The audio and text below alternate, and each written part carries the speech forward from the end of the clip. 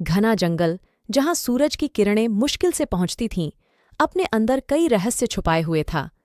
इस जंगल के बारे में कहा जाता था कि जो भी इसमें जाता वह कभी वापस नहीं आता।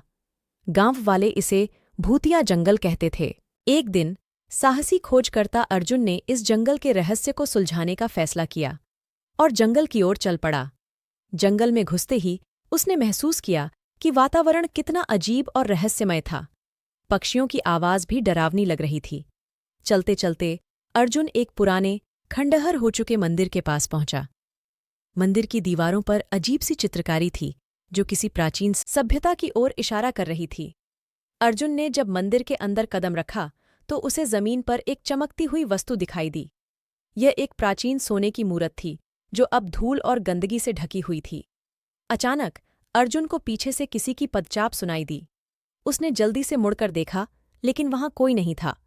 उसने सोचा कि शायद यह उसकी कल्पना हो, लेकिन तभी उसे एक बुजुर्ग आदमी की आवाज सुनाई दी। यहां से चले जाओ, वरना तुम्हारी भी वही हालत होगी जो पिछले लोगों की हुई थी। अर्जुन ने उस आवाज की दिशा में देखा। एक बुढ़ा, जिसका चेहरा झुर्रियों से भरा था और आंखों में एक अजीब चमक थी, उसके सामने खड़ा था। अर्जुन ने साहस जुटाकर पूछा, आप कौन हैं और यह जगह इतनी रहस्यमय क्यों है?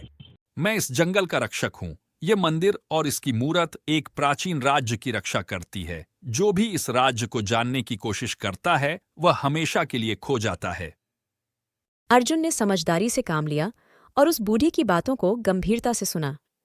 उसने फैसला किया कि इस रहस्यमय जंगल और उसके खजाने को छेड़ना सही नहीं होगा।